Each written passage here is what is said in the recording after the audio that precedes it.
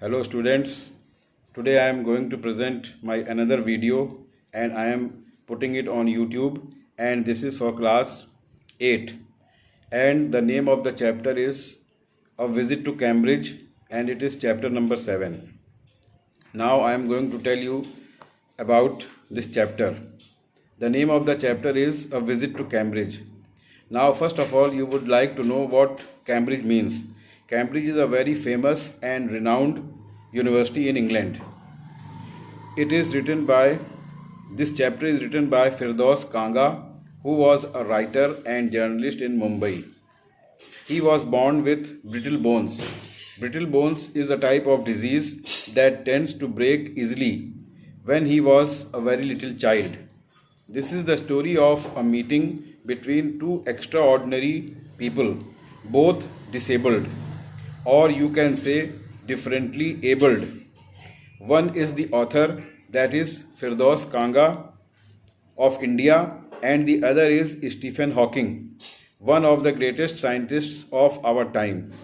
He suffered from paralysis that confines him to a wheelchair and he can only speak by punching buttons on a computer, which speaks for him in a machine-like voice.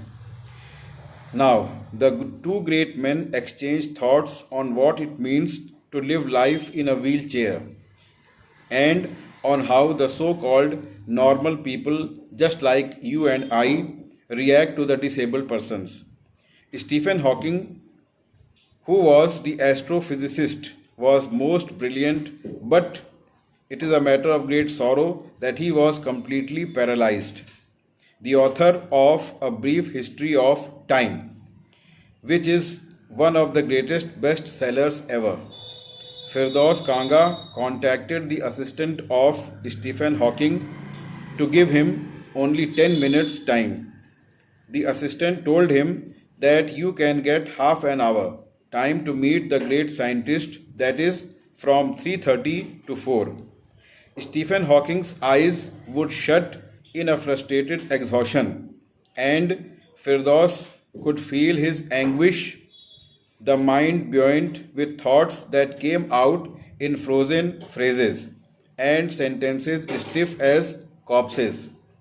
Now, buoyant means intensely active and vibrant, and corpse means the dead body. Okay, exhaustion. The word exhaustion means tiredness. And the normal people consider that disabled people are chronically unhappy, but it's not true. The word chronical means suffering from a very long time. You must have heard the name that he is suffering from chronical disease. That is the disease which he is suffering from a very long time. The first glimpse of Mr. Hawking is shocking, as he is like a still photograph, as if all those pictures of him in magazines and newspapers have turned 3D. 3D means three-dimensional. In the last, Mr. Hawking offered him tea and showed him his garden, which was as big as a park. But Mr. Hawking had covered every inch of that area going along in his motorized wheelchair. Now I am going to tell you meanings of difficult words. The first word is buoyant, Buoyant. It means intensely active. Second word is torso, Torso. It means upper body. Next is inflection. It means rise and fall of the voice when one is speaking.